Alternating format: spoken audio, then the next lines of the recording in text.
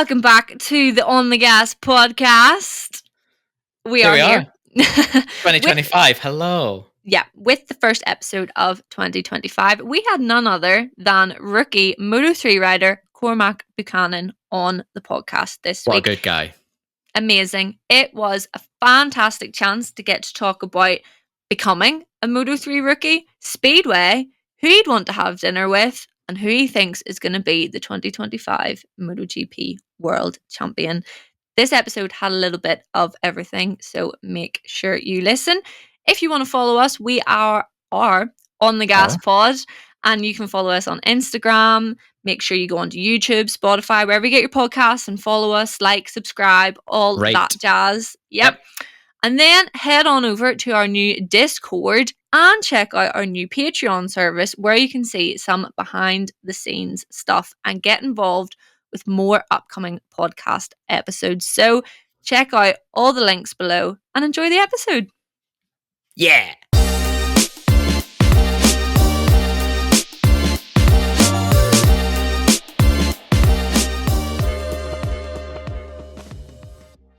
Hello and welcome back to the On the Gas podcast. You might notice that Cameron and I are joined with a very special guest. It's none other than Moto3 rider Cormac Buchanan. Do you want to introduce yourself to the podcast, Cormac? Hi guys, it's a pleasure to be here on the podcast. It's actually my first ever podcast, so real. I'm looking forward to it. So good to have you. Yeah. So, I mean, I guess like to kick things off, could you tell our listeners and viewers, I suppose, we're video now. I keep forgetting this. Yeah. Just a little bit about yourself, who you are, where you've been, what you're up to right now, where you're going, My name's Cormac Buchanan. I'm a Moto3 World Championship rider. It's actually the first time I've ever said that on an interview, so it feels quite cool, eh? I'm from New Zealand. I'm the first contracted Kiwi motorcycle racer in the MotoGP paddock since I think Simon Crafar. So that was 25 long years ago. But yeah, I'm currently here in Spain in my home in Spain. No parents at home. All here by myself. So it's home alone at the moment. But here in Spain, training, getting ready for the big year ahead. Yeah. Love it. Well, I suppose now we know that you're a Moto3 rider, why don't we take it back to the start? How did you get into motorcycle racing? What was the beginning of your career? Well, I guess the beginning of my career was when I was 4 years old. I'd always loved motorbikes, and racing's always been a part of my family with my dad or my granddad even. So I'd always race speedway growing up. In New Zealand, it's quite a popular sport, so it's even though there's no brakes and you're only turning left, it was still, something. I'd always enjoyed that, I guess, sliding and stuff like that. But I never actually touched a road bike or a racing bike on tarmac until I was, I think, 12 years old. So I've actually only been riding bikes for 5 years in terms of road bikes. So it was, it was just something I wanted to try. I went to the MotoGP at Phillip Island in 2016. And, I was completely blown away. You can actually feel the bikes as they go past and stuff like that. And from that point onwards, it was kind of like, right, my dream is to be a MotoGP world champion. And at the time, I didn't realize what I was getting myself into. And I didn't realize how long the road would be. But I'm no offense to Speedway, but I'm really glad that I switched there. All right. Okay. Amazing. So obviously, you've made the switch and you've had some success in Junior GP. Is it Red Bull Rookies as well? Yeah, in Red Bull Rookies Cup, I did 3 seasons in that. So that was, I guess, the first part of my career here in Europe. My first time touching a Moto3 bike was Portimao in the Rookies Cup test, and lining up alongside guys, like Holgado, Ortola, Alonso, and all of that. So it was a pretty daunting first time in a GP style bike, I guess, and especially at a track like Portimao, it's you can't see where you're going half the time. So that was I guess a big step into the unknown, and I guess you're kind of thrown into the deep end. But to see where I've come from that first year to now even is it's pretty special. obviously you've said about going to Phillip Island and going, yeah, that's what I want to do. Now, talk to us about the process of heading over to decide you want to do the Red Bull Rookies and come to Europe. How did that all come about? Well, yeah, it's actually quite a funny story. Like, I'd always wanted to, race bikes, whether it was speedway or motocross or whatever. And so then when you go from doing all of this sort of, I guess, dirt sort of disciplines to then having to switch to road, it's everything has to change. You have to have leathers, helmets, a road bike, Mm. and stuff like that. And I remember it quite clearly. I think it was my 11th birthday. My dad, he wrapped like a key box, and inside was a key to a Honda Grom, and he said, Oh, "Well, this is nice. where it starts." So yeah, that was where it started. Having to use brakes for the first time was something different, but yeah, from that point onwards, it was just trying to get out on as much track time as possible. I was quite lucky because in New Zealand you actually have to be 13 to race road bikes. So Okay. already I was on the back foot, but luckily, my club, the Southland Motorcycle Club, they let me go out on track, even though I had to wear like a pink vest and stuff like that and ride around with dad. It was a bit embarrassing, but Yeah. it was just something.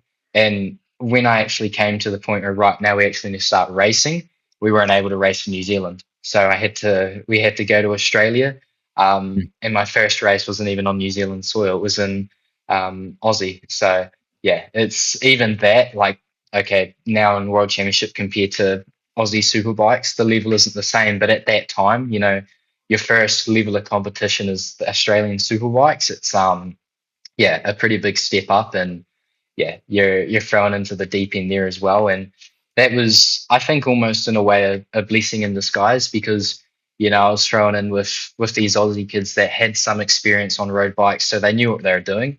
And so then straight away you're riding with guys that have experience and know what they're doing. So then you learn from what is the best in that country straight away, rather than being in New Zealand, not wasting your time, because it's not, but racing against guys that are just doing it for fun. And yeah, that was my first year of racing road bikes in Australia, and I was lucky enough to get selected for the Red Bull Rookie Cup selection event that year, and Oh, that well. was my first time ever in a country other than New Zealand or Australia. And I remember in that event, pretty much what they do is they separate you into all these different groups, and in my group, I had Izan Guevara, Colin Via, I think Holgado was in my first day group. So that was, and at that Easy. time, it was, Easy I'd only been competition. racing bikes for 6 months, and I remember Okay. it quite clearly. Guevara, he literally passed me around the outside, like full lock sideways or something into the last corner. And I was like, this is what these guys are doing, and they're only 15, 16 years old. And yeah, I got to the final day of the selection event, which was pretty crazy. Like, for me, that was my goal. That year, that was the year that Alonso got selected, the year Holgado got selected. Right. 2019, it was a very stacked year. Yeah. So yeah, to even just be there and experience that with those guys was yeah, pretty cool. But no, I think, yeah, the goal was to go over for 2021 and do the same thing. Yeah. Obviously, sorry, 2020. But obviously, that didn't happen due to COVID. Yes. Um, and Mm. yeah, I got locked in my house with my sister and my family. When you're a teenager, that's probably the last thing you want to be doing.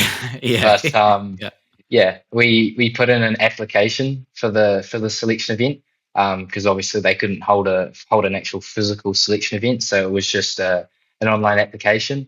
And yeah, I was one of the few that got selected alongside like Eddie O'Shea, Diogo Moreira, Jakob Rosenthaler, all Wow. those guys. So it was yeah, and I remember after that everything sort of just went up 10 levels, and yeah, away we had to Yeah. go, me and dad living out of a motorhome in Europe for the first year of Rookies Cup. Yeah. Amazing. Amazing. So I'm I'm trying to sort of piece this together in a way. So you go from New Zealand, you get given a Grom, and then that's your first experience of a road bike essentially. So and then you start competing in Australia as on the road racing, so to speak. I assume you weren't riding a Grom around the track. No, So no. no. so explain to me how did you get into the actual racing series in Australia? Like, what kind of sacrifices had to be made there? And of course, then there's the huge jump over to Europe. And I think you kind of touched on it with you living with your dad in a motorhome in Europe. Sounds like some sacrifices were made there as well. Like, what happened there? What did you have to do as a family to make this work? Yeah. It sounds the craziest story. It really does. Yeah, exactly. Like my first year racing in Aussie, it was a championship called the Oceania Junior Cup. Yeah. So yeah, that was the actual inaugural year of that championship. So we were Right. racing on Yamaha R15s, and at the time that bike was really fast. Obviously, compared to Yeah. what I'm riding now, it's nothing. But yeah, it's honestly almost as good watching that racing as Moto3 because everyone's on the same bike and Sure. it's genuinely the exact same, I guess, mentality as, the Rebel Rookie Cup, the Asia Talent Cup, Norman Talent Cup, all that, because they're all on the same bike, same leathers, same helmets, it's on the road to MotoGP now, so it was, that series was my first, I guess, experience of racing and my first, I guess, looking. And we couldn't obviously stay in Australia the whole year because the rounds were too much of a gap between them. So we had to go back and forth and back and forth, and I was missing school, Wow. which I wasn't complaining about. But Of course. and that was the point where I had to give up speedway, had to give up playing rugby, all of that sort of stuff. But those sacrifices are really small to the whole financial stuff, and so at the time, I guess I didn't have any really big sponsors or big supporters. It was all like local support. And, looking back, those people are still supporting me now. And, we kind of, That's great. joke about the Yeah. stories. And, if they didn't just give me a little bit then, none of this would have happened. But yeah, if you think you've made sacrifices just going back and forth to Aussie, wait till you go to Europe because, yeah, I tell you, it's huge. Like since 2021, my family's almost been split in half ever since then.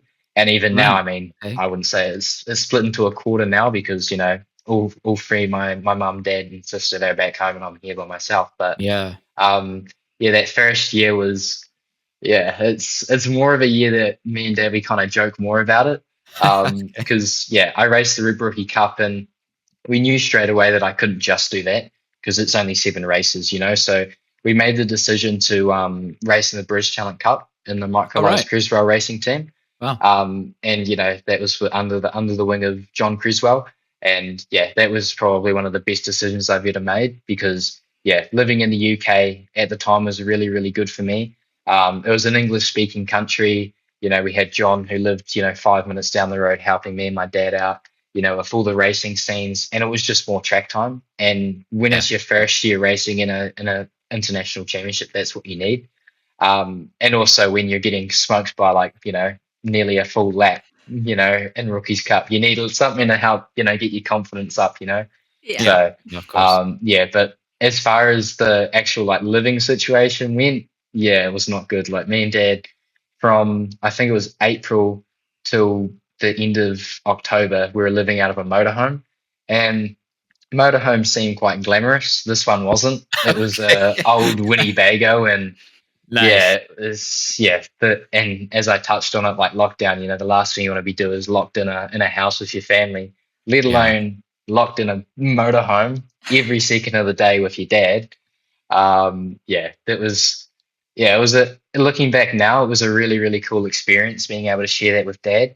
And especially because in Rookies Cup he was my mechanic helper as well. So he's Oh, been cool. there Wow. since the Right. start with that. And it was kind of like not just going on a holiday with dad, but being able to experience MotoGP with your father, that's a really cool experience. And the motorhome situation was it was a bit grim at times, but it's I guess almost Yeah. shaped yourself as a better rider because you take a lot of gratitude in the things you're given now. Like Yeah. now I'm in a house by myself, but I'm actually at least I have a house here in Spain.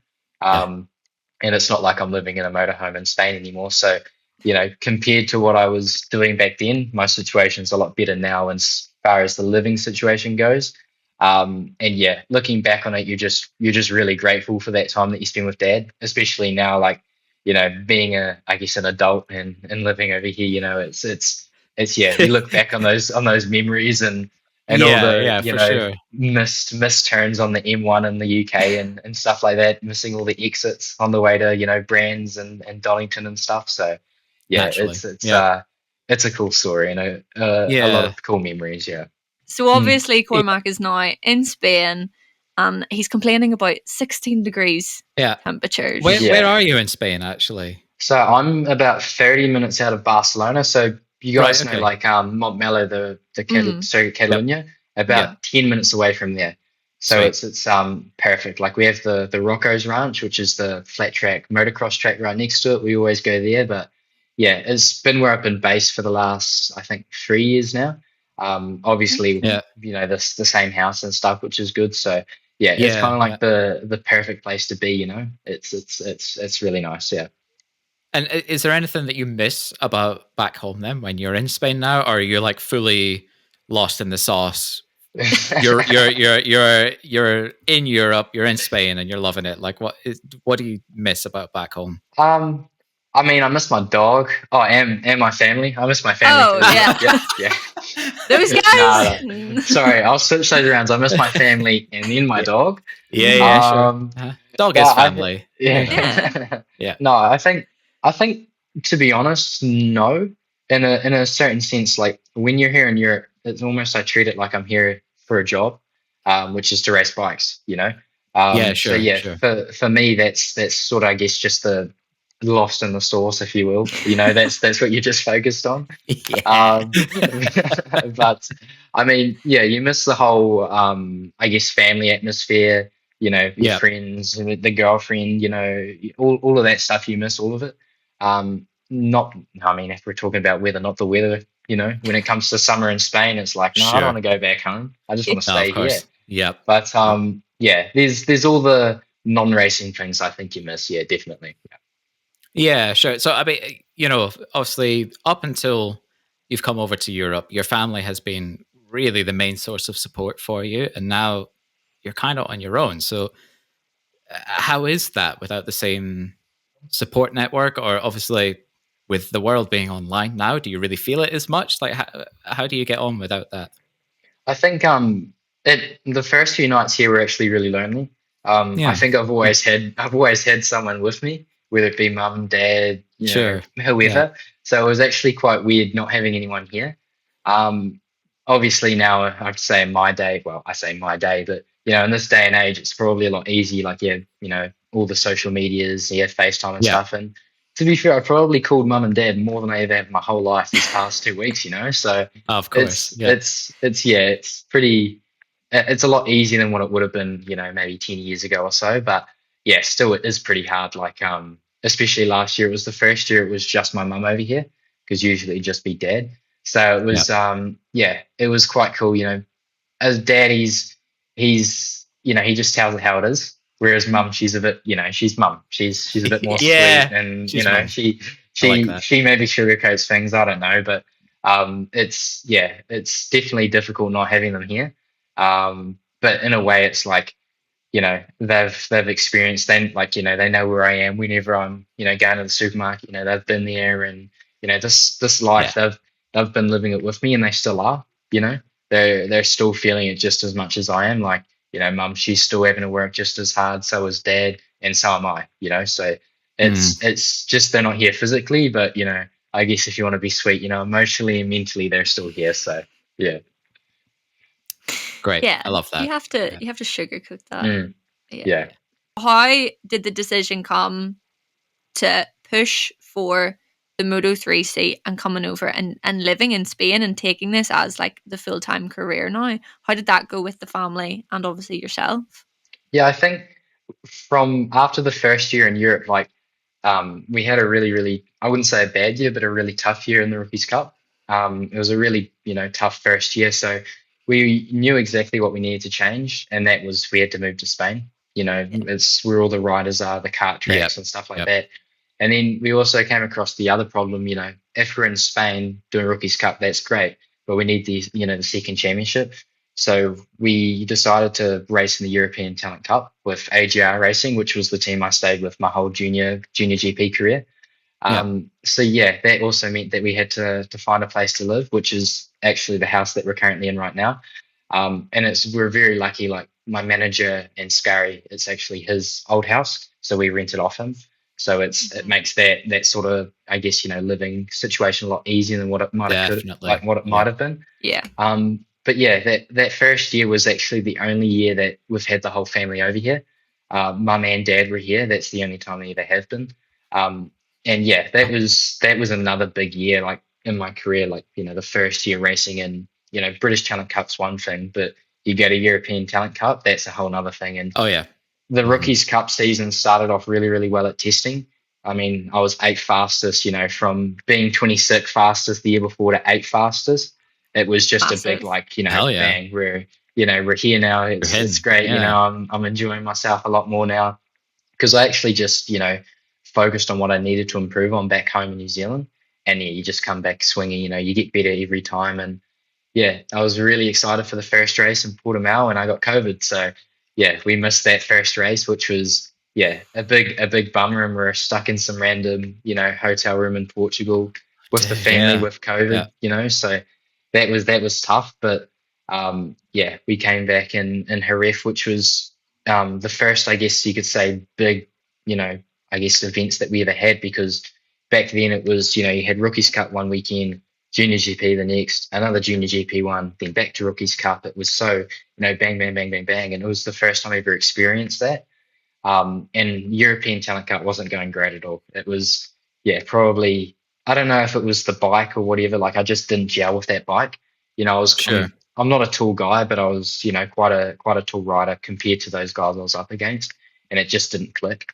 And I mean, me and my crew chief, my old crew chief, we still joke about it. But my first weekend, I didn't even qualify for the race, and that was only 2 years ago. I didn't even qualify for races. But Rookies Cup was going really well after the getting recovered from COVID. Like, I mean, it didn't go well in Mugello. Like, I led my first ever race and then crashed with an 8-second lead. But was getting points, my first points ever, and stuff like that. So there was those positives to take. But then I think probably what probably defined the whole junior side of my career, or maybe sped it up, I don't know, was when, after I think round 4 of Junior GP, an opportunity came within the team to move up to the Moto3 bike, or the Junior GP bike in AGR. Sweet. And, and Scary, who's also the team boss, he asked me, do you want to do it? And I was like, you don't need to ask me twice. It was, it's probably, I'd almost been wanting that, even though I was still riding my bike. It's like, I want to be on a Junior GP bike. It's a bigger bike. It might suit me better. And the first race, it was like I had to learn a completely different, sport. The bikes are so different. And it was, even compared to the Rookies bike, it's day and night. People think Junior GP and Rookies Cup are the same. They're completely different bikes. It's a completely different riding style. Finally, you can adapt quite well, like the different riding styles, but it's a whole new way of riding. And the first 2 rounds, I had to really get my head around that. Luckily, I had a great teammate, Colin Vire, who's he was really good, and I guess he's decent. He's not bad. He's not a bad I think I've heard of him. Yeah. He was a great guy to learn off, and to see actually how to ride a bike. And obviously, that was the year that he was fighting with Rueda for the Rookies title and winning Junior GP races. But it was the next weekend, which was Aragon, which was my 3rd wild card with the Junior GP bike. I still remember that weekend like it was yesterday. I remember we went out for the first practice, and I came and I was like, I'd done a pretty decent lap time, and I looked on the timing sheets and I was fastest. I was like, oh, so this is the first time I've ever been inside the top 10 on a Junior GP bike, and it was fastest. And I was like, okay, maybe it was a fluke. It was a really good lap and stuff. Anyway, we went out for the next day, and I was fastest in Q2. So I'm like, hang on a minute, I'm starting on the front row next to Colin Vire, Dan Alonso. That was a pretty nice front row to start on. A couple places back was Rueda, and at the time you have to realize, like, this was my first time racing against these guys. So it was like a really big thing. And I got my first, Junior World Championship points that weekend. And yeah, it was sort of like going strength to strength to strength, and to have the whole family there as well for that was pretty special. And it was Oh, amazing. also Yeah. the first time where I actually kind of just like sat down and I guess, looked back on what we had actually done. Like, even though, Yeah. first points now isn't really anything crazy, but back then, I even just 5 months earlier, I hadn't even qualified to race, let alone Yeah. scoring a front row and points. So that was the first time where it was like, if I can just keep improving and showing people what I can do, it's going to get me somewhere. And yeah, the second junior GP season, or the first full one back in Yep. 2023 was a big learning year, and it was my final year in Rookies Cup, the third and final season. Um, and yeah, Rookies Cup was a good year. Okay, we had a few I say a few crashes, a lot of crashes, but they're good learnings. I scored Yep. more points than the previous year. I got a top 5, which was my best result in Rookies Cup, and I left that championship. Okay, well, I didn't score a podium in that championship, but I left that championship knowing that I was a better rider than I came into it, obviously, and that was the Yep. biggest thing for me. For sure. As far as junior GP went, it was almost like my focus was junior GP. The bike was, a more modern bike. The level was higher. The competition, you had Piqueras, Lunesa, all those guys. And at that season, it was a really stacked year. So it was, trying to improve in junior GP, and get from fighting for just top tens and stuff to fighting for podiums. And that the podium didn't come in 2023, but we got really, really close. I think we scored 3 front rows, so it was a Nice. really positive year. And we're in the front group in some races, and also in junior GP we had a lot of crashes as well. Like, I think the last 3 races, I DNF'd, which was not the way I wanted to end the season, obviously. But you best believe that made you so much more hungry to do better the next year, eh? And Yeah, almost definitely. almost that setback makes you want to just push harder when you get back home. New Zealand's almost like my pre-season summer camp. Okay. And yeah, I remember sitting down with the family, and I looked, we went back and I actually wrote it down on a piece of paper always what my goals were, for that season. And it was like, right, 2021, learn all the tracks and have a good first season in Rookies Cup, and do good in British Talent Cup, tick that box somewhat. Junior 2022 was to, get my first points in Rookies Cup and get invited back for a third year. We ticked that box, and junior GP went really well as well. And then 2023 was just to, improve as the whole season went on. The goal was never to go to World Championship that year. It was just to improve. Sure. But yeah, last year the goal was to go to World Championship. I made it very clear. And I remember, people would ask me, oh, what's your goal for junior GP? And I said, I don't even, I'm not focused on what happens in your junior GP. I just want to be in World Championship. I said to people, I don't care if I have to be first, second, third, 20th, 25th, whatever. As long as I'm in World Championship, that's, what I'll consider a successful season. And yeah, I remember I came back to Spain, and this was the first year on Pirellis with the Moto3 bike. So it was, Oh, you'd think it wouldn't make a big change, but my God, it was a completely sure. different riding style, and Yeah. the first test went really badly. Like, yeah, Oh. at the time I was like, oh, great, it's not a good way to start the year. Yeah. But then thankfully the second test came around, and I'd been doing lots of study, lots of training really hard. And, it was that second test where I was like, this could be a good season. And then we went to Misano for the first round, and I remember day one, I was P1 by like 0.2, 0.3. And I was like, this season could be it. It could be a good season. Hell yeah. And, the first race I DNF, that was 4 straight DNFs. And I was like, oh, great. Here we go again. Yeah. But, yeah. And then the second race, I got my first podium. So I was like, what? Sweet.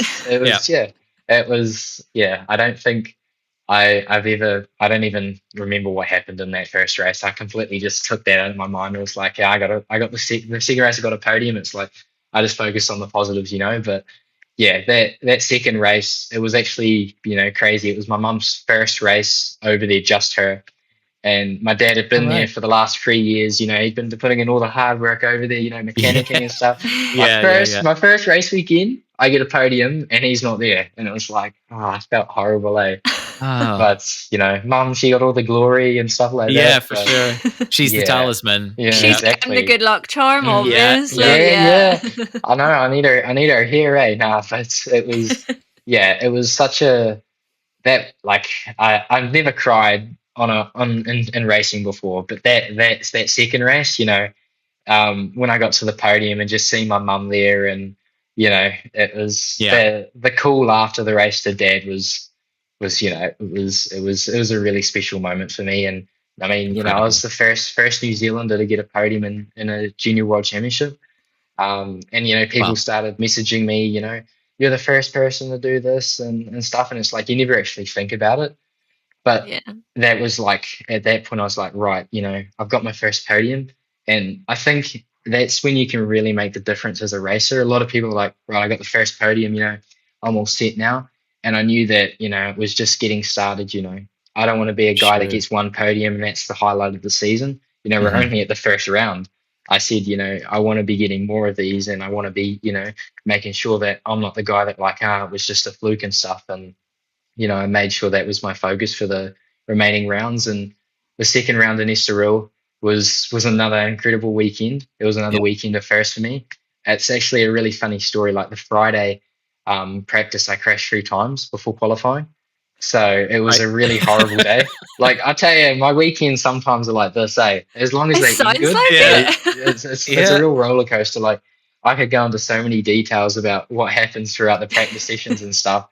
But yeah, I crashed 3 times on the Friday. I even got like a scar right here. I don't know if you can see it on the camera, but yeah, it was pretty bad. It was a bad crash. And Oh, damn. yeah, I remember it was like, usually what I do when I get back to the hotel after the practice days is I just, go out and, just, focus on racing and stuff like that. But I said, look, and the last place I want to be right now is the racetrack. I just need a reset. Yeah. I Yeah. went back home and I was watching, cooking videos on YouTube and stuff. I was just Great. completely out of, that racing mindset.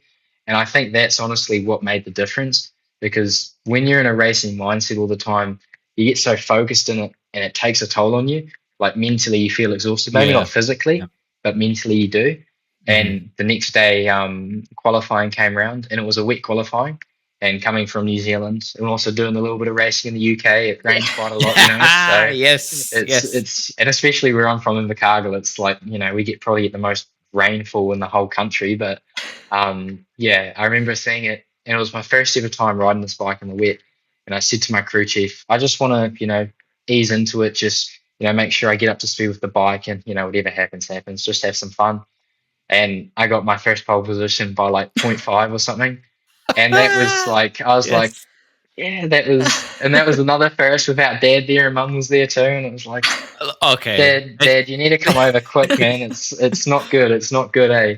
Listen, Um, it's not a coincidence no, now. Yeah. no, exactly right, exactly right. But that was a really special moment. Like the whole team, they were so thrilled, and I remember at the time I was so thrilled getting my first pole position. But I tell you, I've never been bricking it so much before a race in my whole Yeah. life.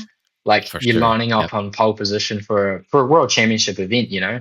It's Yeah. it's the Yeah. junior world championship. It's serious stuff, and it was. I couldn't have picked more difficult conditions for that race. Like it was, the whole day had been raining, like the qualifying, Yeah. but we went out on the track and it was wet dry, and the track was more wet than dry. But I knew there was no rain coming in, so the team were like, "Right, you ready to race?" I was like, "Put some slicks on this bike. I want Woo! dry tires." And when you're on pole position, you're the first person that gets to that first corner most of the time. Sure. So you're the Yeah. guinea Yeah. pig. And I remember I was like, my crew chief, he said to me, "Are you sure?" And the amount of doubt and stuff that went from my mind, I'm like, I don't know. I just, I think this is the right call.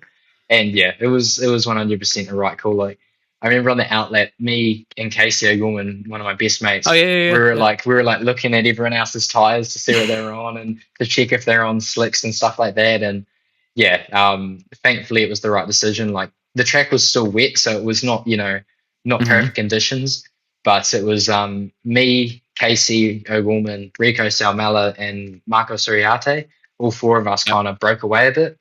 And yeah, I remember we were doing lap times that would have, been up there in the dry in these conditions. That's how hard we were Oy. pushing. But problem is, I didn't tell the team that I also wanted to change the suspension to dry suspension. So I was Okay. riding with wet suspension as well, which made it even more difficult. So it was just a really difficult race, and yeah, thankfully we came across with a podium. Looking back now, we Right. were like this close to second, and looking back now, obviously it's all in hindsight and stuff, but looking back now, that little bit, if I was that little bit in front, those 4 extra points from that second place would have made a big difference in the championship. But you Yeah. know, 2 races, 2 podiums, I was not complaining at all, and yeah, it was a cool place to, I guess, celebrate in Portugal because we had a little while to the next race, and it was awesome because also bad news for Dad, my girlfriend and her family came over as well because they wanted to, they wanted to come to Portugal, they wanted to watch the races and stuff like that. So Yeah. Daddy's just, he was happy that I got the podiums, but he also Of wishes course. he was there. Yeah. So it was just, turn into crap for him. But yeah, the next race was another great weekend. It was more so that okay, at that point I realized I was a championship contender. Yep. And always the goal before that was just to do the best result possible, don't think about the championship. But then I actually had to start thinking about it. And not only that, but also, all of these little results and stuff are going to affect world championship, and that sort of stuff. And Mm. I always made sure that I was just trying to be as consistent as possible. Like, I think from that podium in Estoril, I went on I think a streak of 5 top 5s in a row, which, helped us a lot in the Solid. championship. Yeah. And then, as you know, how I was saying how it goes, roller coaster. That streak of top 5s, how that ended? It ended in a crash. And the championship situation didn't change. I was still fifth in the championship, and my gap actually going into that weekend was smaller to first. But Yeah. this was the race before summer break, and a lot of people, and even myself, it was the first time I was in that sort of contract negotiations with teams and stuff. I didn't know Yeah. how it worked, and I thought that everything is sorted by summer break and stuff. And over the summer break, this is when the teams are going to be thinking about it, and not having Rookies Cup to sort of break that summer break in half meant that I was not going to be on a bike for 2.5 months. And a lot of people, Mm. the saying, you're just as good as your last race. So yeah, I was in the doldrums after that last race. Like I remember I said to Mum, like, oh, I don't know how this is going to affect it. I was saying to the team, like, man, I'm really nervous. I don't know how this is gonna do. My world championship hopes and stuff. And especially when a lot of the guys that you're competing with for those world championship seats are also racing Rookies Cup, and they're Yeah. racing during the summer break. It's like you build so much consistency and so much momentum, and it's like, right, we'll see you in 2.5 months. And it's like Sure. the world championship they're racing throughout those 2.5 months, and it's like you can be showing them what you can do, but you can't because you're not allowed to be on a bike, and Mhm. that was the hardest thing. It was that summer break was brutal, just 2.5 months of training and stuff like that. And I love training because it's a part of the job, but you just want to Of be on a course. bike, and Yep. funny enough, I remember it.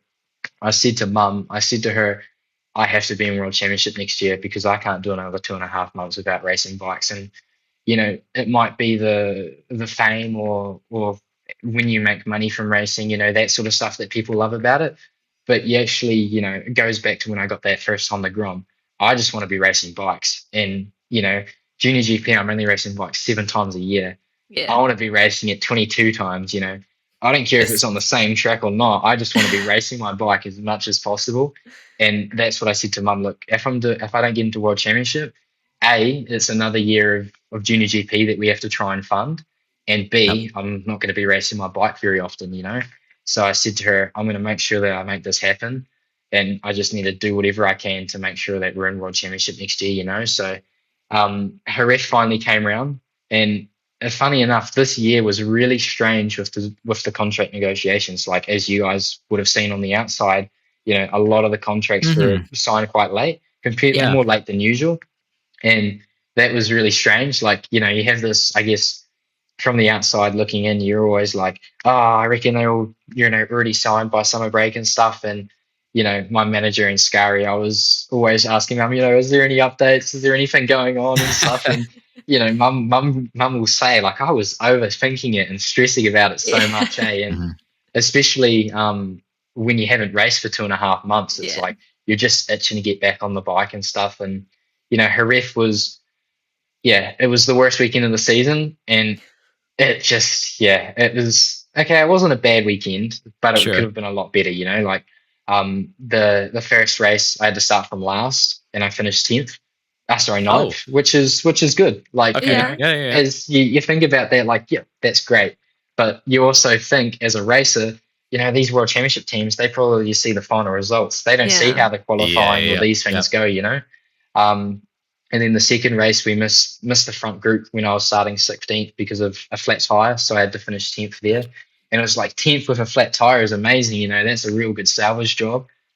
But they Yeah. don't know I had a flat tire. And it was like, oh, it's just you're over, yeah. And it actually got to a point where I just, sat down with mum and I said, look, I don't know what's happened. We just need to think about something else rather than, world championship. If it happens, it happens. If it doesn't, it's the way life goes. I just need to get back to that form I had at the start of the season, Yep. because ultimately, if I do everything right and I do my job correctly, the rest of the stuff will follow. And then Yes. and that's the switch that we had to I guess the switch that flicked for me. I was like, right, I'm going into next races just focusing on myself. It's a very selfish attitude, and it's one that as a racer you have to have. Yep.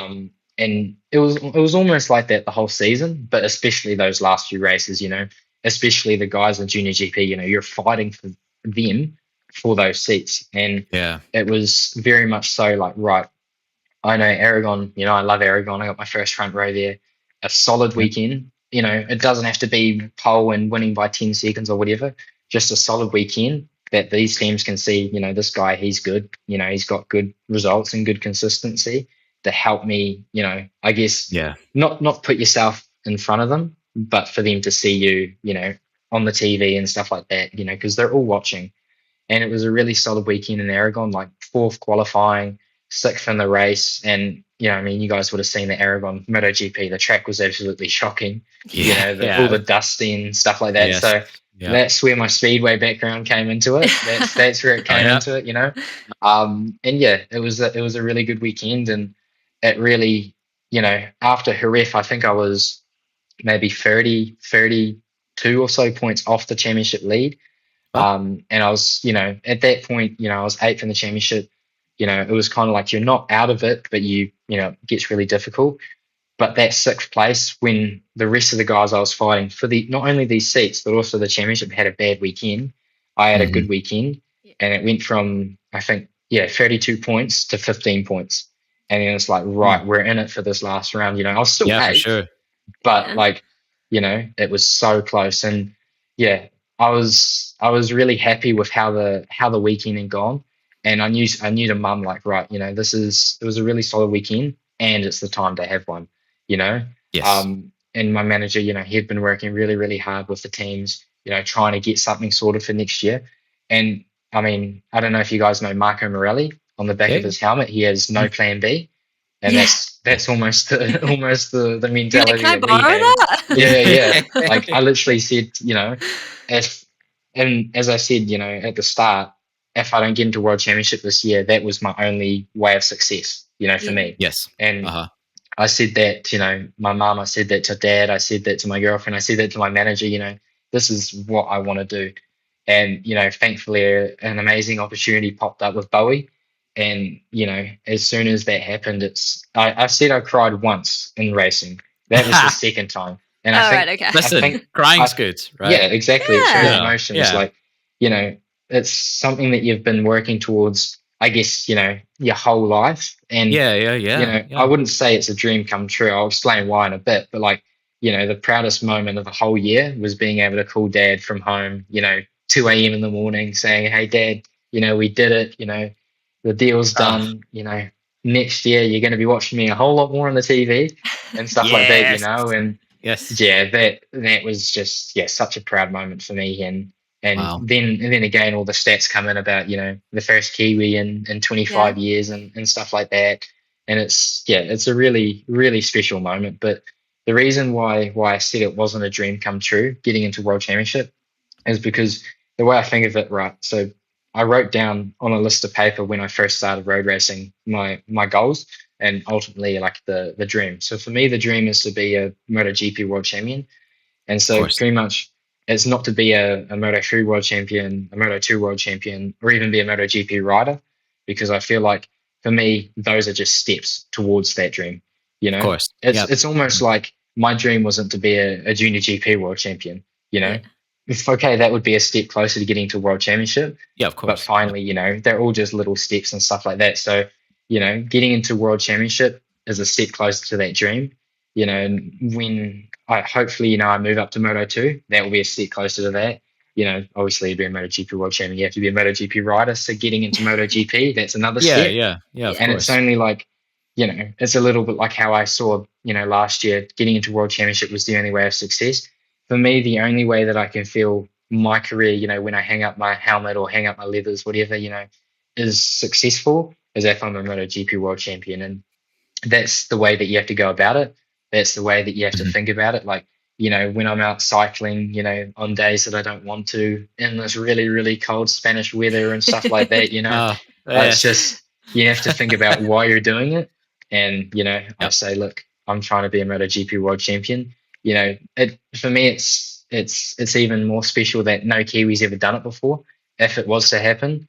And yeah, I think that just motivates you even more, you know. So yeah, that was kind of the story of the 2024 season.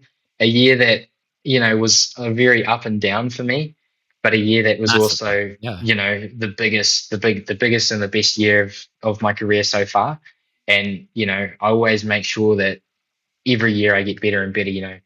Those Yep. learnings and those well, I don't say failures, I say those learnings from 2024. I take those so I can turn them into strengths for this year, you know.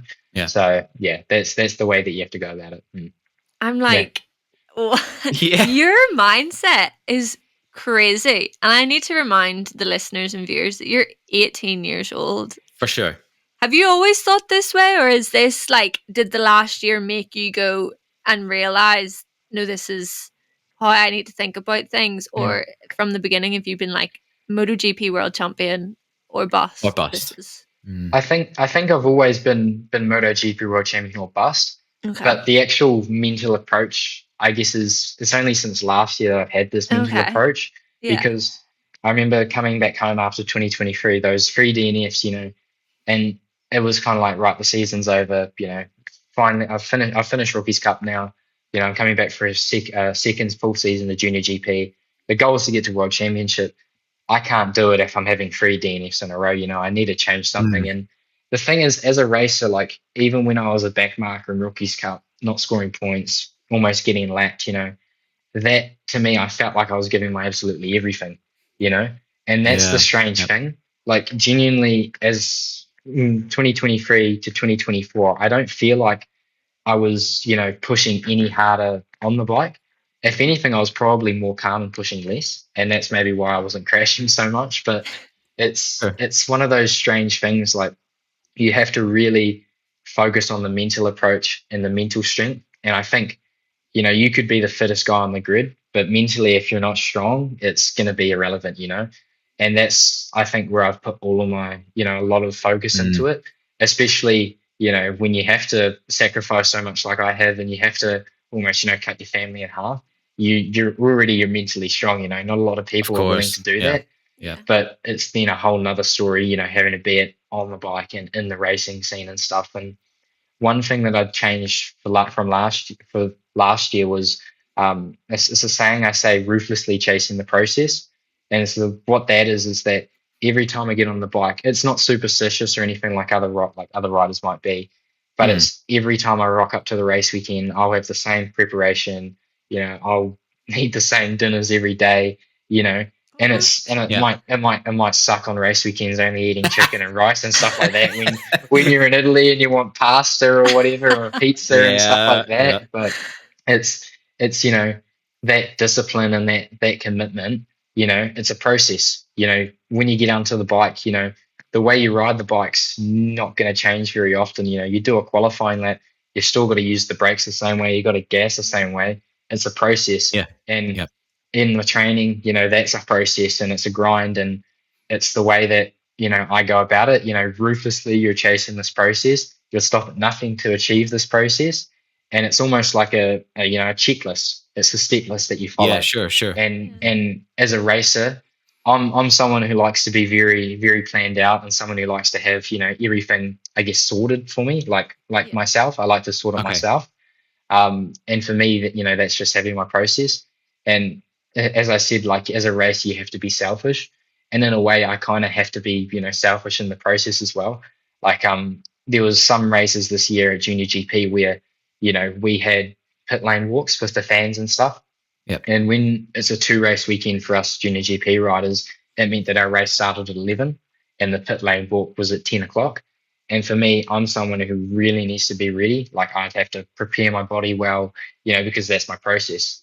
And it would be to the point where, my whole team, they have their own process. I'm not going to, change their process, but I'd still be back in the truck getting ready for the race, because I've only got 7 of these races per year. I'm not going to waste one of these, making sure that I'm, chasing that process. And I think when you rock up to the grid, knowing you've, ticked all those boxes on your process or checklist, you couldn't do anything more arriving to that grid. It's like when you arrive back home from a training and, you've given your all, it's going to make you a better rider when you rock up to that race weekend. And, maybe I might be out on track with, I don't know, an Olympian marathon runner or the best CrossFit person or the fittest guy in the world. But, I'll still think that I'm fitter than anyone else or mentally stronger than anyone else on the grid, because that's the way you have to think. If you think that this guy's maybe a little bit better than me, you're going to be thinking about that guy, when he comes to pass you and pull away from you,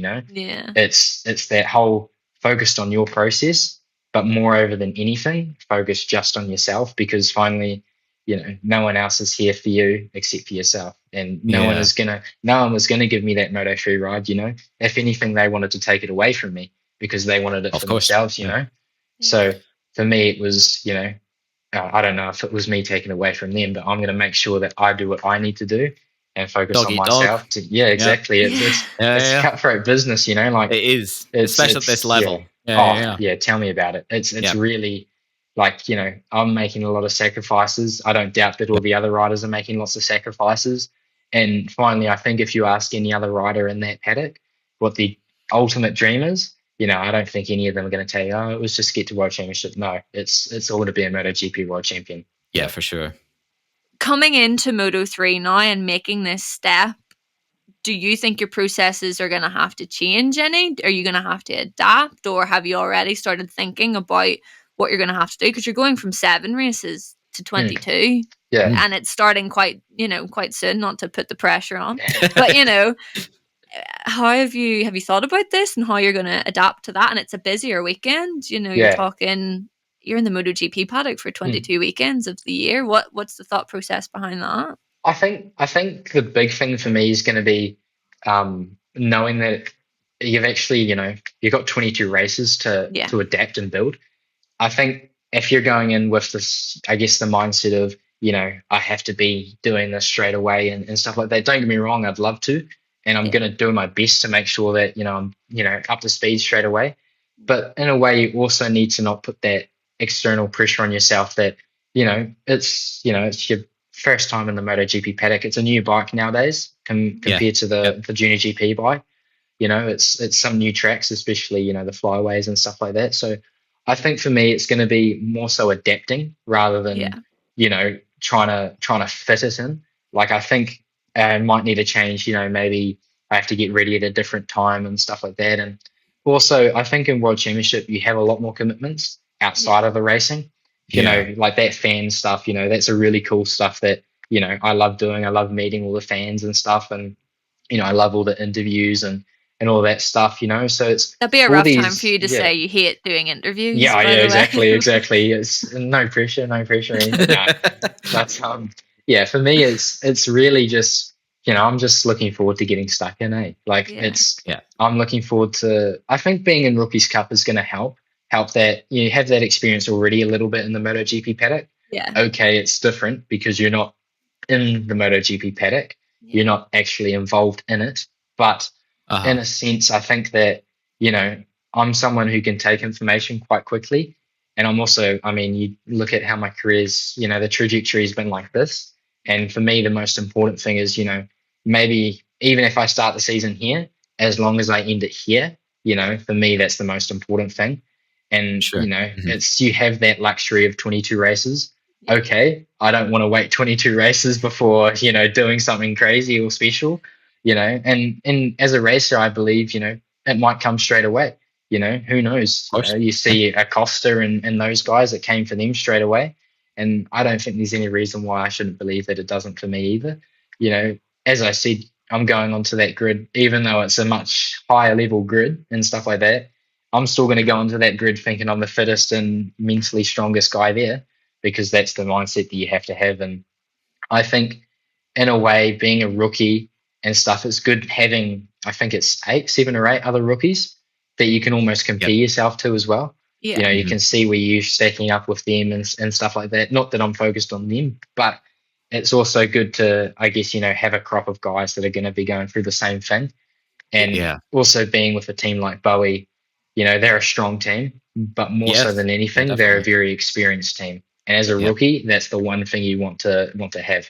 They've got data from all of the tracks except, I think, Hungary, which is the new one we're going to, So it's more so having a team that has experience, because there will be times where not knowing what I'm doing, but times where I need to ask a question, or times where I'm like, what should I do here? Is there something I have to do differently? And they'll be like, they have the experience to tell me what the right way forward is.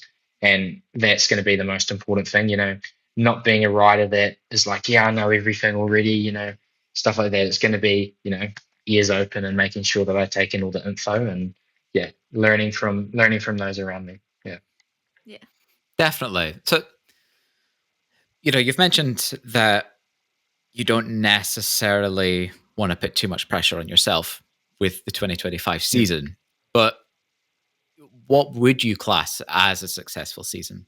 Looking back, let's say it's Christmas 2025. What is successful? I think for me, the top goal for next year is to be the top rookie. That's my goal.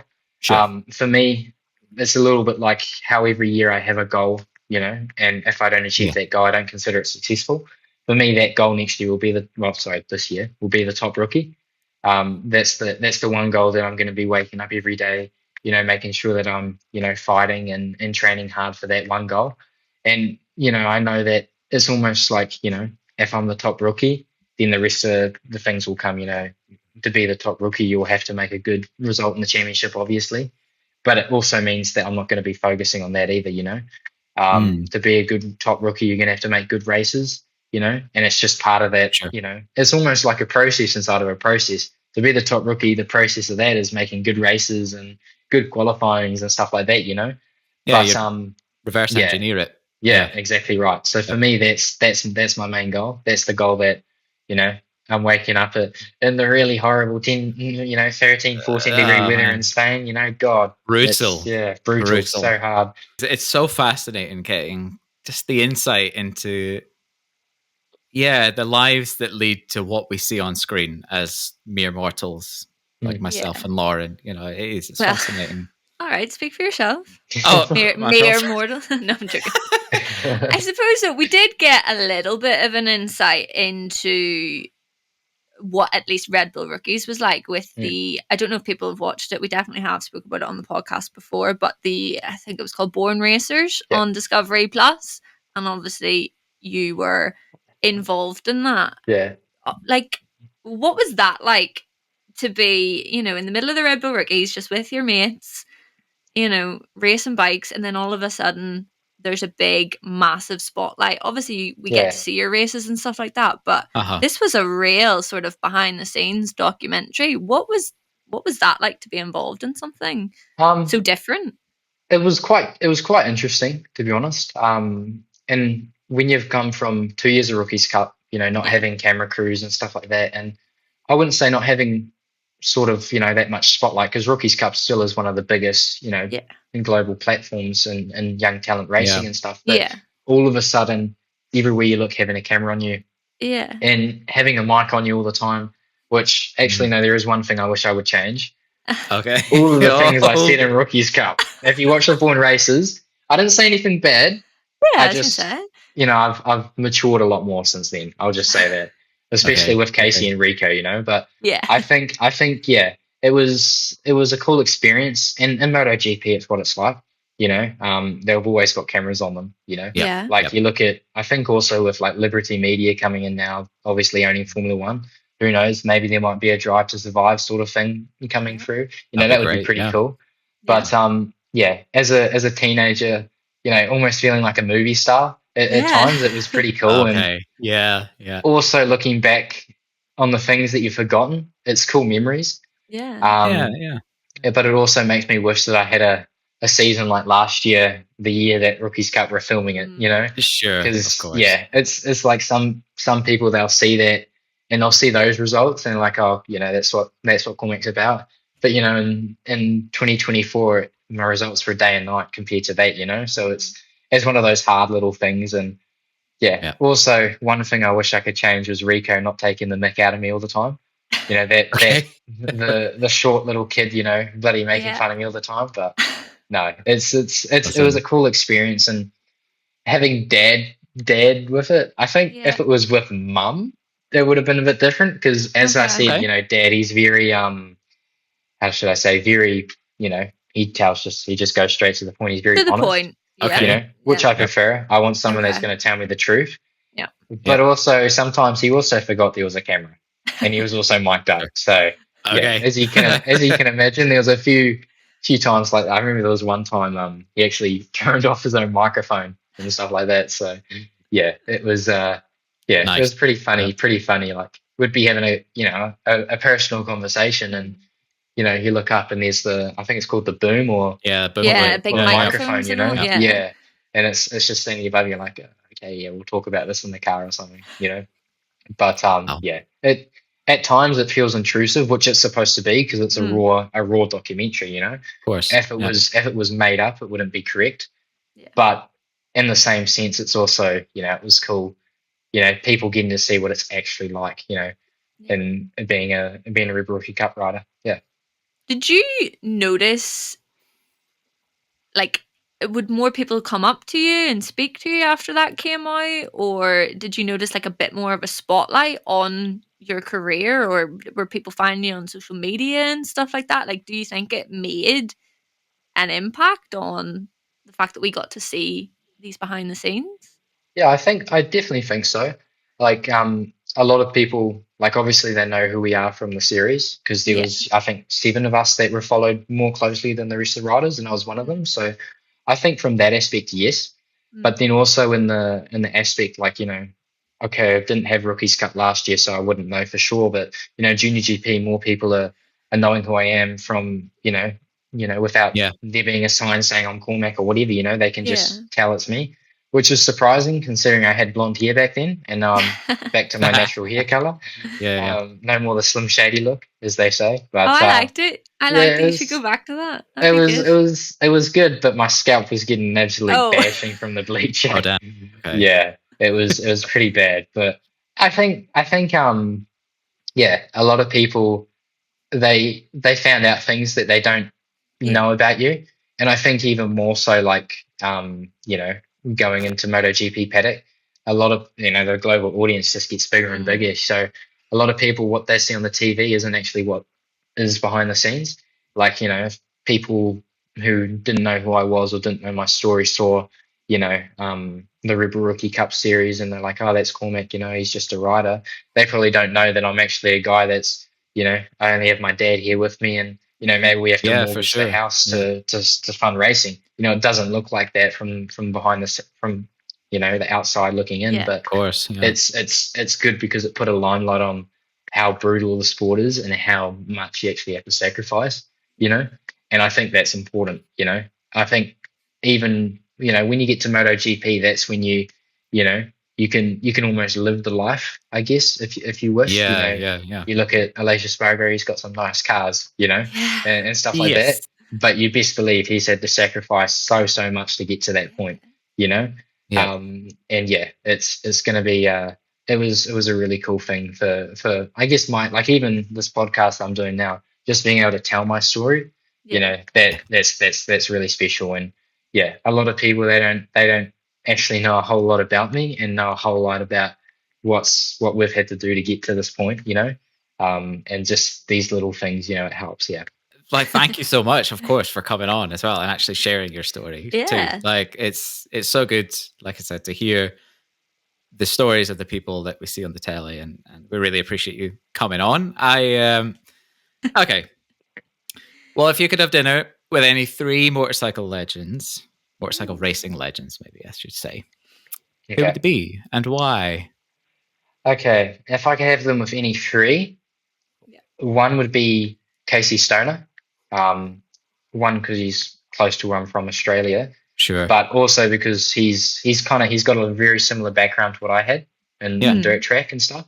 Yeah. But also because, in my opinion, he's probably one of the most raw, naturally talented riders of all time. And his story is actually, I'm pretty sure it's quite similar to mine. His family having to move over there and stuff like that. Lots of sacrifice. Yeah, exactly. Lots of sacrifice. The second one would be Jack Miller because he's a little bit Kiwi. I don't know if you've ever noticed. Yeah, Okay. Yeah. There's a little theme. Like, I don't know if you've ever noticed on his number, he has the silver Farron through it. Yeah, you have to look very closely at it. But yeah, look at a photo. Like, you'll see like a little. I swear, if he's changed his number in like the last young, I was like an absolute idiot. But renounced his Kiwi roots. Yeah. But like, I think also him because again, he also had. I'm sure. Like, I hope I'm not wrong, but I'm sure that he had to come over with one parent or just his parents and stuff like that. Yeah. I remember seeing something about that. I'm pretty sure. So that was. It's more so because it's someone that you can resonate with. Yeah. And that's, I think, something quite special. Yeah. And he's funny as well, though. Yeah. He's the very jokes. funny. Yeah. Exactly. And I guess I'm trying to think actually. Another one. Last spot. The last spot, the lucky last. Spot, at this very illustrious dinner with Cormac Buchanan. No. Yes, exactly. I think if I had to pick someone, probably wouldn't even be from this like modern era, to be honest. Okay. It would probably be I don't know if you guys know Hugh Anderson. He's New Zealand's, I'm not sure if he's New Zealand's only motorcycle world champion, but he's someone who I'm really quite close with. Obviously, he's a MotoGP legend and stuff. Yeah. And I thank him because every time I talk to him, he's quite old now, obviously, because he was racing back, Isle of Man days and stuff like that. And Okay, wow. He's very he remembers every single thing. Like you could be on the phone with him and you'd be on the phone with him for 5 hours just talking about things that happened. I can't remember the exact years that he was racing, but back in those years, Yeah. And he's someone who offers me a lot of advice as well, because even though we're in generations and generations apart, he has so much, similarities to my story and stuff like that. Like what I'm doing now is what he had to do, take away the house and in a motorhome, traveling at the time it was majority, the UK and stuff like that. But also the fact that he's, there's a bit of a theme, Kiwi and Aussies, but the fact that he's a Kiwi that's done it, it wasn't the premier class, but he knows how to perform at a world stage, like what I'm trying to aspire to be. Yeah. And he's just someone who I love talking to, even though amazing. I hope it's important to always make sure you find a chair when you go talking to him, because if not, you're going to be standing for a long time. Right. Not that I'm complaining, because I absolutely love talking to him, and I feel like I'm I get so much info and knowledge out of him every time. He's a really cool guy. Yeah. Amazing. This sounds like a great dinner. Definitely. I'm like, we should organize this. Yeah, exactly. Yeah. I mean, it might. Yeah, exactly. It could happen. Yeah, we could surely sometime next season. I feel like everyone could be in the same place at once. Well, I mean, if I think I'd assume Jack. Well, I think Jack goes back to Aussie for summer, and I'd assume also Casey as well. I do, and Hugh, he's in New Zealand.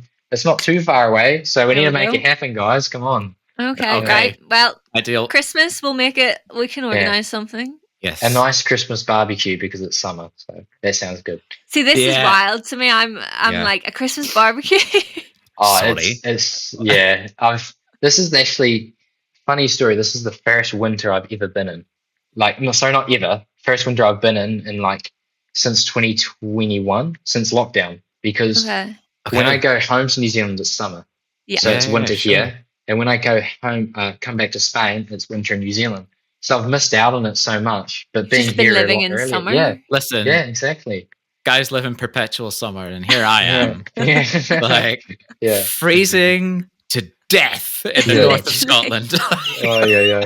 Oh my goodness. We'll Yeah. get you up to we'll get you up to No, our I love places. Scotland. I've been to Scotland with the British Talent Cup for Knock Yeah. Hill. I bet not killing. Oh, Yeah. Knockhill. I Yeah. love that Yeah. place. I love Scotland. It's cool.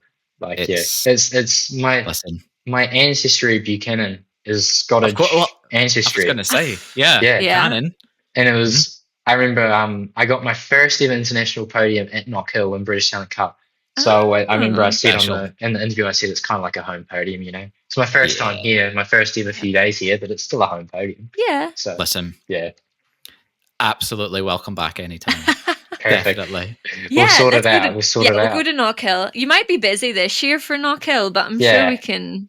I'm Yeah. sure summer break I can sort something out. Hopefully, sure. Right, we'll need to have a look at That'd the be cool. calendar because we need to Yeah. get. Yeah, that'd be good. We'll all That come to would Knockhill. actually. Yeah, Yeah, totally. We'll exactly. watch the British Superbikes, and Yeah, you can watch exactly. the Talent Cup again. It'll be like a full Yeah. circle. Oh, Yeah, wow. exactly. Circle That'd be moment. special. Yeah. And it'll Yeah. be Oh, that'd be raining. good. Yeah. Yeah, exactly. Yeah. Oh, yeah, no, Yeah. you best believe it was raining when I was there. Oh, Like, totally. Yeah, it doesn't yeah. stop Wouldn't be anything raining. else. No. Yeah. Fantastic. Okay. Yeah. Well, I think I do want to ask you one last question, Ooh. and then I promise you we will let you go. No, you guys are all Maybe. good. You guys are good. Maybe. Who's going to win the championship in Moto3, Moto2, and MotoGP? Now, obviously, Ooh. it's yourself for Moto3. Yeah, I was Yes. gonna say myself. Yeah. Yeah. Yep. So I've got that ticked off. But Okay. Moto2 and MotoGP, you're going to be in the paddock. You're going to be seeing what's going on. Any Could be early spicy. predictions that you'd like to throw out there? Moto 2.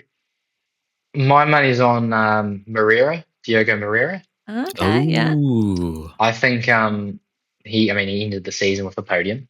Yeah. So Yeah. he's already strong. coming in with very good form. And what he did in his rookie season was also very impressive. So Yeah. I think having a winter to, I guess, kind of recover and stuff like that and come back stronger. I think Focus. he Yep. will.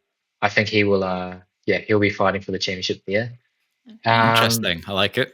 As far as MotoGP goes, that's hard. That's a really hard one actually, because the thing is, you don't know until you see who's brought out the best bike and stuff like that. Because for all we know, maybe Ducati might be like what Honda was in 2024, and Honda might be like the new Ducati. You know, you never know. But I Listen, struggle to yeah. say that. yeah. but Let's I'm go only with- joking, but I think Yeah. I think as far as championship goes, I'd say Marquez. He's my money's on Marquez. Yeah, Okay. Okay. I think Mine too. I if I'm honest. yeah Yeah. I almost want to see it. I think it's kind of like people like even MotoGP said the comeback's complete when he won his first race in Aragon last year. I think Mark himself thinks the comeback's not complete until he's won another world title. But that's the think you're thing. I right. could totally agree with that because Mm. obviously he injured himself, 2020? He's Yeah. won multiple races since then. At what, 4 Yeah. or 5 races now? Mm. Yeah. I don't think he's happy until he gets Yeah. number 9. And I'm not someone who likes to be in that whole like Rossi Marquez feud, but I think also he just wants to be tied with Rossi as well. Yeah. I think At I least, think yeah. at least, Yeah. you know. Yeah. And I think, you know, we could see it as early as this season. Yeah. And the thing is, it's also going to be interesting. Like you have the likes of Martin on the Aprilia, you have the Yes. likes of Bagnaia, who you know will be wanting to get another world title back again. Yeah. Yeah. So yeah, it's like it's crazy to think that in a way I'm actually going to be there to experience it all. You know, Yeah. Yeah. it's going to be Yeah. really special, and yeah, you know, I'm looking forward to. I mean, you know, who knows? Get a picture of Mark. I've got a funny story actually. Go on. Um, Yes. In the Rookies Cup, Mum and Dad both got photos with Marc Marquez because Marc Marquez is kind of like my I guess, my idol inside of MotoGP at the moment. Okay. Sure. And they always got photos with Mark Marquez. And I always had an opportunity to get a photo with him. It was just, going up and saying, "Hey, Mark, can I get a photo?" And I said to mum and dad, I said, "No, I don't want a photo with him until I'm a contracted World Championship Moto3 rider, until I'm contracted in the MotoGP World Championship paddock." And Okay. at this point, that was, when I'd come off the back of 3 DNFs and Junior GB and stuff like that. And, I said that was another little thing that, I had to Okay. fight for, Yeah. So Yeah. I can finally say, I'm a contracted World Championship rider now. So now I can finally get my photo. So, yeah. Okay. That was something cool. So Yep. in Thailand, I'd like an Yeah. update then. Yeah. Perfect. I'll send it to you guys. We'll check in on that. Good. I'll make sure to post that on the socials then. I hope that's sent Perfect. through. I mean, it's going to be difficult though. We were in the Grassini box at Silverstone and Yeah. only Declan managed to catch a photo with them. Really. Obviously. So It was. he's a hard man to find. Yeah. Yeah. Exactly. That made me want to cry, actually. Yeah. The fact that Deck was like, "Oh, I just bumped into Mark and got a photo," while we've literally were been sat- in their box. Yeah, drinking. I think we were sitting outside drinking a coffee outside of hospitality, just la, la, la, and then all of a sudden this photo gets sent through, and we're going, "What? Yeah. Livid. You've met Mark?" Absolutely livid. And it was caught on TV because then people Oh, kept yeah. messaging about it. Everyone kept being like, "Oh, I've just seen you on TV." His head was Yeah. massive. Yeah. That's correct. Yeah. Well, I mean, Yeah. you're taking photos with Mark Marquez. Why not? I know. As bragging, that's like the ultimate bragging rights. Yeah, I'm so excited for 2025 Yes. for you. So if people want to get involved in your racing, whether that be following you on social media or even getting involved in giving you a sponsor, which is something that you actually have as an opportunity right now, isn't it? So I'm going to give you the floor to plug Cormac Buchanan Racing for Yeah. 2025. What can we expect and how can people get involved? Yeah, so obviously all of my socials are Cormac Racing. And as you'll see, if you go to those social media accounts, you see we have lots of like different sponsorship packages available. One of those sponsorship packages is actually quite cool. You buy one of the 22 races that hasn't already been bought, and you buy this package where your company logo or the logo you wish will actually be on the front of my bike for that weekend. Nice. Oh, And you also get, signed posters, knee sliders and stuff like that. And yeah, it's a pretty cool opportunity to be a part of. So make sure you do join that. And Yeah. it's going to be pretty cool to see all the different logos and stuff like that. It's like all the people in New Zealand, like all my friends and family and stuff, they all wanted the Phillip Island one because that's the only one that they can Of go to and course, stuff like yeah. that, but yeah, in saying that, like even, every little bit helps. And yeah, it's going to be awesome. The first Kiwi in 25 years. It's been a long time for New Zealand motorsport, and it's also coming off the back of a really big year with Formula One as well and stuff like that with Liam Lawson. But yeah, it's, as I say, the journey's only just started. It's only a step closer to that ultimate dream. And yeah, anyone who can get behind me, it's really greatly appreciated. And yeah, it's I'm looking forward to hopefully having a few more people on the Cormac Racing team for the season and beyond. All right. That is it, guys, for Yes. the episode this week. Thank Even you though so I've been much. saying it for the last 20 minutes. But again, a massive thank you to Cormac for joining us on this episode. Everything that we spoke about in terms of social media and all that will be in the links below, and you can go and follow Cormac and see the sponsorship opportunities as well. And you can also follow us at On The Gas Pod. Absolutely everywhere. We'll see you guys very soon with another episode. Well, What? also, don't forget to join our Discord. You forgot something. And we have a Patreon. Listen, this is the first time with this all rolled out. So, yeah, we got Patreon if you want to check that out. But join the Discord. That's totally free. Big, fun old group chat. Get involved. Thanks so much, everyone. And cheers, Cormac. See you Bye. guys. Thank you.